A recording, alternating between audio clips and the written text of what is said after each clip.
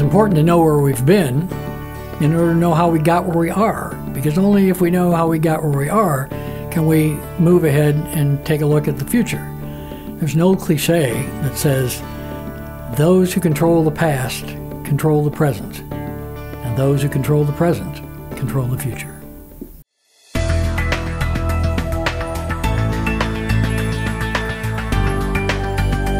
The most obvious lesson that I derive from my experience, both as a historian and as a labor activist, is the need to maintain solidarity. We can have our arguments on the side, we can have our arguments at home or whatever, but we need to maintain solidarity in the face of others.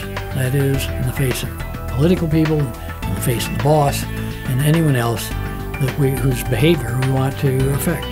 New members or old have to get things going by talking to each other, and if necessary, by meeting, if only briefly, off worksite, and talk about the problem or whatever the situation is, and decide what's the best course of action.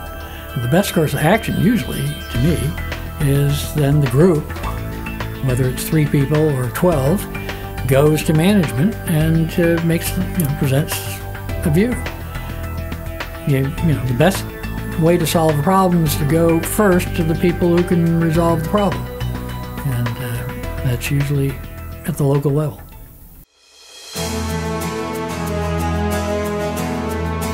I think leaders are made.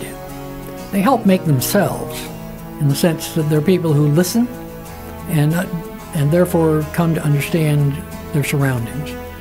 They then figure out where are the best places for themselves to plug in to influence the future.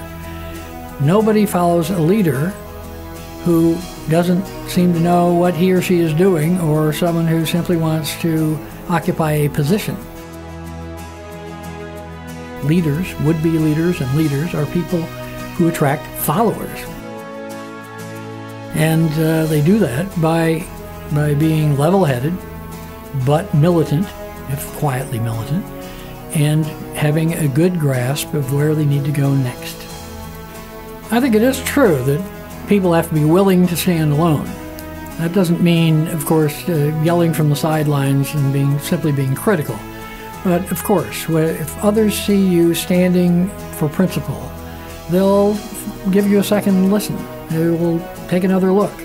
And that's the way some leaders begin to develop.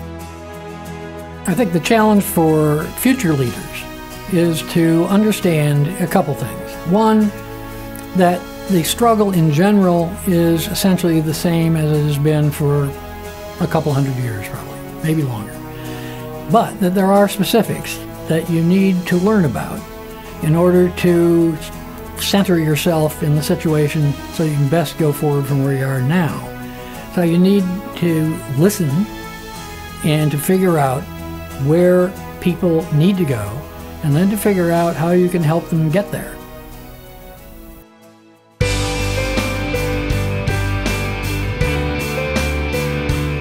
The struggles that we're engaged in and will be engaged in the future are pretty much the same struggles that our forebears have fought through. We've gained from their struggles, but today they look different, or they're framed differently, or what have you.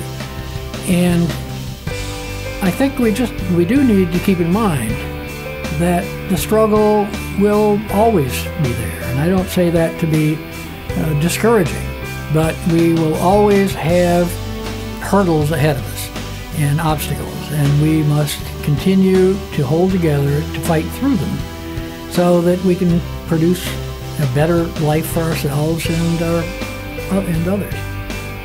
I think we honor the people who have gone before us,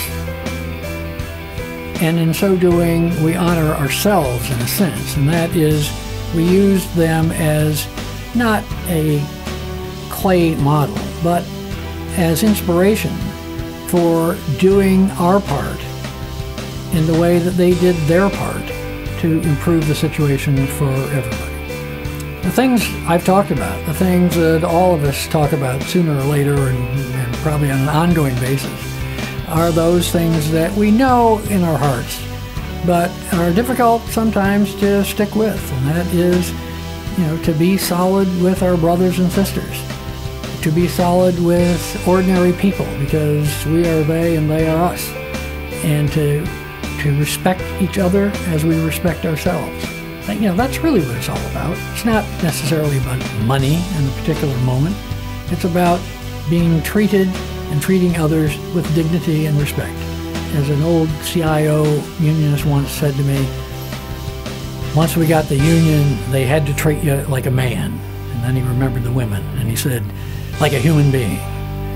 That's what it was all about, he said. And it is.